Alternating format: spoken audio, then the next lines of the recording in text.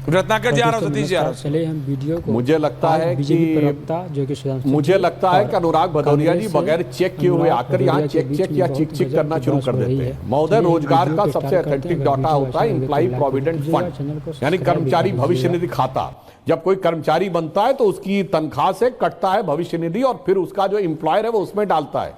पिछले साल जुलाई में, अभी जुलाई जो गुजरी है, 22 लाख नए ईपीएफओ अकाउंट बने, जो पिछले 5 साल का सबसे बड़ा नंबर था। जब हमारी सरकार आई 2014 में, भदौरिया जी जाके चेक कर ले, तब 11 करोड़ के आसपास ईपीएफओ अकाउंट थे, और जब हमारी सरकार अभी 24 में समाप्त किए कार्यकाल तो 26 करोड़ थे। जाके चेक कर लीजिए। और फिर भी अगर आपकी आंखों पर चिक चढ़ी हुई है, जिसकी वजह से आप बीच में नहीं प्लीज सर, संभव लग रहा है अनुराग जी बीच में नहीं प्लीज मेरे भाई। अगर 74, बीच में मत बोलिए, डिस्टर्ब मत करिए। देखिए, यहाँ नाटक करने के लिए नहीं आते हैं, गंभीर डिबेट करने के लिए आते हैं। अब देखिए, तो मैं कहता हूं भाई, 74 एयरपोर्ट बने हैं, ये किसने बनाए हैं? 37 किलोमीटर प्रतिदिन सड़क बन रही है, किसने बनाई है? 12 किलोमीटर का इलेक्ट्रिफिकेशन रेलवे का हो रहा है, वो किसने बनाया है?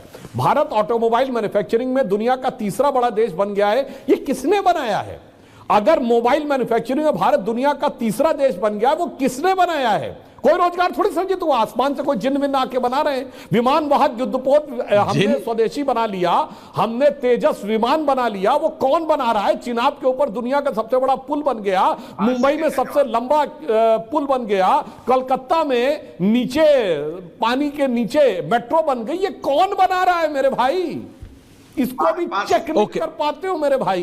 ये कौन बना रहा है? आसमान से अनुराग जी बात में नहीं बना रहे, तो कोई रत्नाकर जी आंकड़ा देख लीजिए या धरती पे देख लीजिए, रत्नाकर जी दिखाई पड़ता है कि बदलाव आया है। इसीलिए, और मैं एक सारे दर्शकों से जाके अब चेक करिए, इन्होंने कहा पेट्रोल की बात। जब हमारी सरकार गई थी 2004 में, तब पेट्रोल 32 रुपए लीटर था। जब हमारी सरकार आई 2014 में तो 69 रुपए था। कितना बड़ा? 250%। आज कितना है? 97 रुपए। बोलो 90 रुपए कितना बड़ा? 50%, 55%। 10 साल में आपने 2 गुने से अधिक बढ़ाया, 2 गुने से अधिक। हमारे में 50% बढ़ा। कोई जाके चेक कर ले अनुराग जी। इसलिए जब चेक बोला करिए तो चेक करके बोला करिए। अनुराग जी 5 नहीं 20 दूंगा, लेकिन रत्नाकर जी, इतना सब कुछ बन रहा है, पानी के नीचे तक, पानी के ऊपर, सड़क के इधर, सड़क के उधर, आपको कुछ दिख ही नहीं रहा? त्रिपाठी जी, त्रिवेदी जी को सब दिख रहा है। अनुराग जी आ रहा हूं, सबको पास जाना था प्लीज। इसका पेट्रोल सिर्फ सुधांशु जी को मिलता होगा। पेट्रोल को मैं भी लंबे समय से खरीद रहा हूं, मुझे नहीं मिला। क्या है कि बहुते झूठी पार्टी के बहुते झूठे लोग कुछ भी बोल जाते हैं। माननीय सुधांशु जी का आंकड़ा लेता हूं, 31 करोड़ परिवारों का जो पार्टी और उसका मुखिया झूठ बोल के सत्ता में आई, वो हमको झूठ की नसीहत नहीं दे सकता, सच बोलने। 15 लाख रुपए के हिसाब से अगर 31 लाख परिवारों को 15 लाख आ गए भाई। हाँ, 15 लाख से तो आप समझिए कितना हो जाएगा?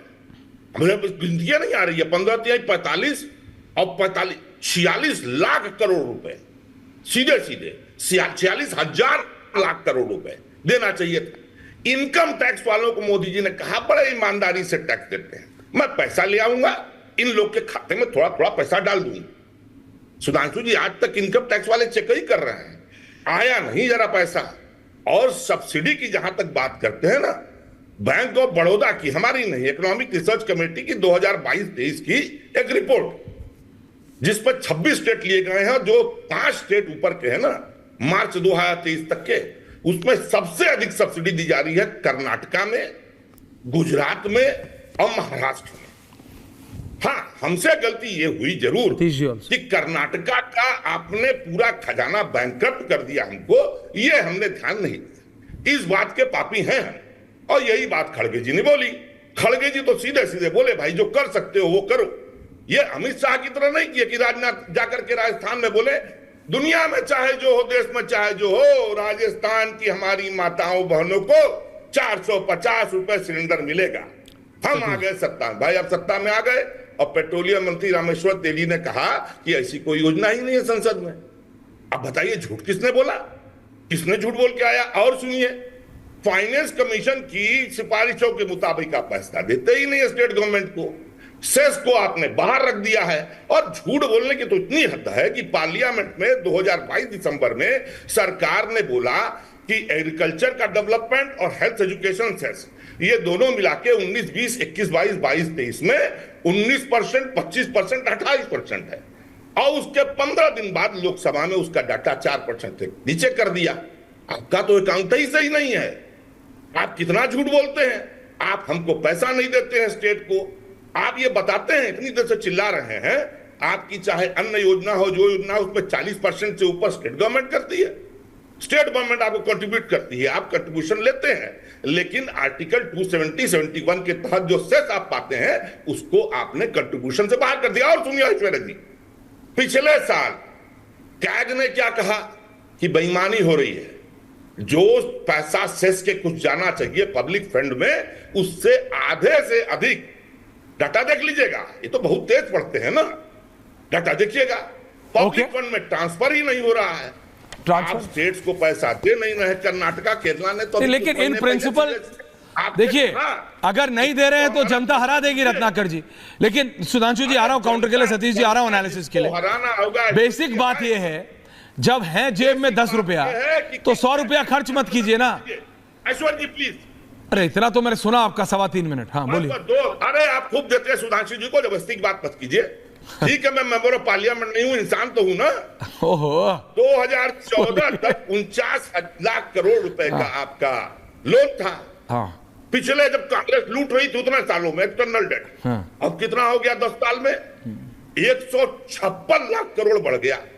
तो गुरुजी, सुधांशु जी महाराज, आप चलते हैं यावत जीवेत सुखम जीवेत ऋणम कृत्वा घृतम पीवेत भस्मीभूतस्य देहस्य पुनरागमन कुतः।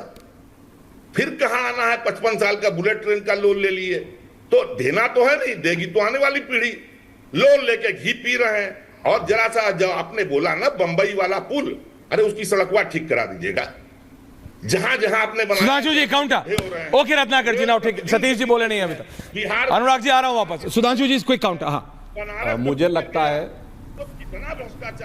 लगता है कि रत्नाकर जी को चिल्लाना विल्लाना इस ढंग की बात नहीं करनी चाहिए। और 3 लोग हैं, तीनों हमारे से प्रश्न पूछेंगे तो हमें जवाब देने का मौका भी दिया जाएगा, इसलिए आपको संयम पे नियंत्रण रखना चाहिए। अब ऐसा सुनो मेरे भाई, चिल्लाने की बात नहीं कर रहा हूं मैं, कौनो डाटा नहीं बोल रहा हूं। अब मैं डाटा वो बोल रहा हूं जिसका भारत से कोई मतलब नहीं है।